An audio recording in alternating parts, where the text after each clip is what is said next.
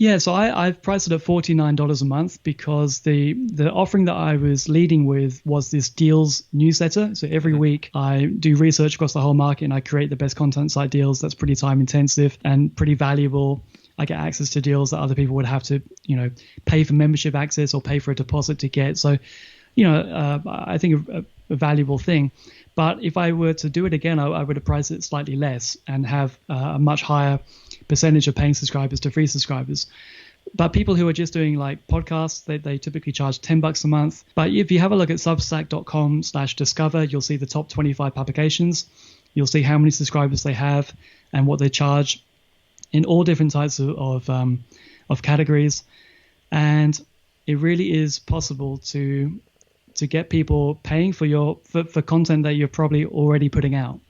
And the beauty with tying everything together into a platform like Substack, and I think Substack is pretty unique, is that your free newsletter promotes your everything kind of drives everything else. So you get free subscribers because you're putting out a good weekly newsletter.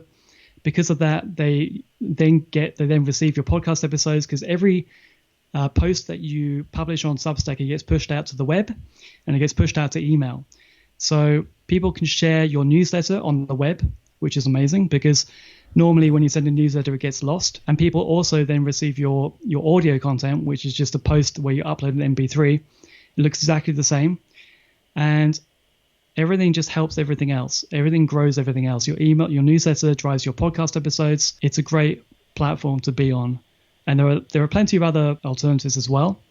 But I see a lot of people doing a lot of jointed efforts with, blog content, newsletter, YouTube channel, podcast, different feeds. There's a lot of upside by bringing it all together. And people would be surprised how many people would be happy to support that. And once you kind of focus on one area and bring it all together, it's a lot more easily consumed and visible and obvious to people. And you can demonstrate your value a lot better. So, like, I'm not putting out any more content on my personal site now. Like my personal site, my WordPress site, that's kind of done. So it's interesting. It's really, because I've been SEO guy for up to now, but nothing I'm doing right now going forward is an SEO play with this publication. But you can get these to very sizable, revenue numbers and subscriber numbers. I mean, the top newsletters that I follow, Morning Brew has 2 million subscribers. Last I heard, 20 million revenue. And that's just from advertising. They don't have a paid part to that. Amazing. The Hustle newsletter has a paid part called Trends, but these can be really big businesses. And then they're doing nothing more than what you're already currently doing, what I was doing, that I've now repackaged. It's kind of blown my mind that there's this opportunity that was not visible to me, and a lot of other people are not seeing this. But this is. Well, it's blowing. I'm sorry to interrupt you. It's so different from what we see, where it's just like pump out content, free content.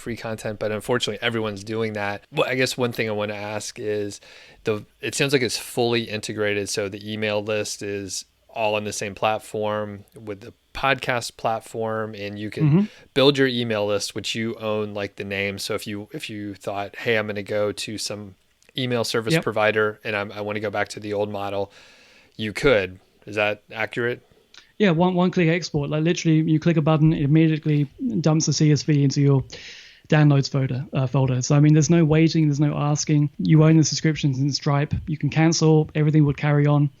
I'm assuming they're a platform. They support creators. They want to support people. So I'm sure there's a way that you could very easily take everything with you. Yeah, everything's there. So yeah, it hosts your podcast. So I no longer pay for an email provider, or I have no autoresponders. It's very freeing. Feels very free. The only software that I'm paying for now is Substack.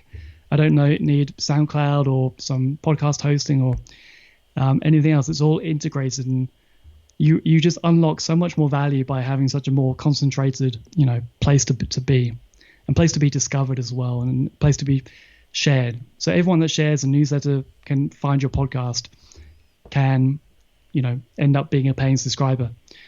Very cool. Yeah, it's super cool. Like I had a conversation with Amelia Gardner recently, a couple of days ago about this, and rambled on for a long time and kind of blew her mind, I think. And I think she's going to be considering doing something similar. I think a lot of people are going to be looking at this because you can just you can build a much bigger audience way quicker and make a lot more money. However, we're talking about, buying and selling websites. So let's not get too distracted, but there's a lot that you can learn from this. Right. From these new platforms, and also just like considering what you're doing as being a publisher. I think there's a lot that you can learn from that. And so, Zoic ad network, AI-driven platform, considers their customers as publishers. And I don't think as site builders, we typically consider ourselves that way. And so I think you can kind of start to think a little bit differently and a little bit more professionally, and consider what you're doing more as a publisher can lead you into more profitable areas and find other ways of monetizing and treating it as a business. Definitely. So yeah. And I think, it goes hand in hand, I think, because a lot of people they want to start a side hustle or like do more. Some people have sites and they're already successful, but they want to, talk about it and be sort of influencers like us. Mm-hmm. And I think, there's a lot of different ways to do it. People can focus on whatever platform they want to, but Substack sounds very interesting and much different than what I've heard of in the past. So it's very cool.